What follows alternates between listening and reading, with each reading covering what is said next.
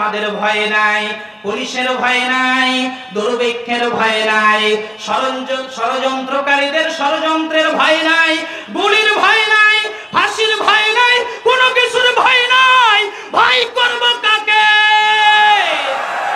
ও মাজলুমেরা, ও ইসলামী আন্দোলনের কর্মীরা, ও ইসলামপন্থীরা, টেনশনের কোনো কারণ নাই, চিন্তার কোনো কারণ নাই, আজকে হতাশ হয়ে যাবার কোনো কারণ নাই।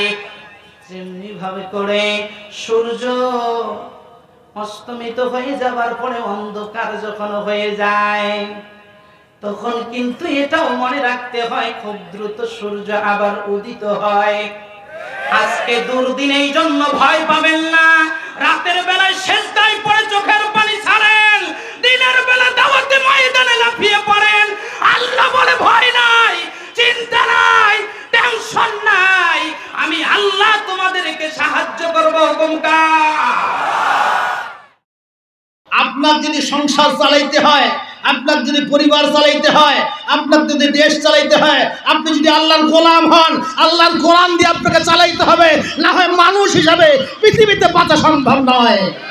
ফিরাউনের মতো বাঁচা সম্ভব, নমরুদের মতো বাঁচা সম্ভব, হামানের মতো বাঁচা সম্ভব, কারুনের মতো বাঁচা সম্ভব না। ওই ফিরাউনের দশা, কারুনের দশা, নমরুদের দশা কিয়ামত পর্যন্ত সমস্ত মানুষদের হবে।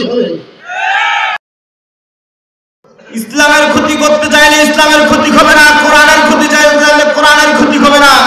নিরপরাধ মানুষদেরকে জেল খাটিয়ে ক্ষতি করতে চাইলে ক্ষতিটা দিনার হবে না, ক্ষতিটা আপনার নিজেরই হবে। হে আল্লাহ, আপনি আমাদেরকে এই জালেম অধ্যুষিত এলাকা থেকে বের করেন এবং তারেক বিন জিয়াদের মতো একজন অভিভাবক আপনি আমাদেরকে দান করেন।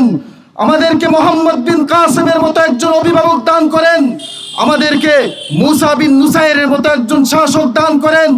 আমাদেরকে ওমর ইবনুল খাত্তাবের মতো একজন শাসক দান করেন। আমাদেরকে আলী রাদিয়াল্লাহু তাআলা আনহুর মতো একজন শাসক দান করেন।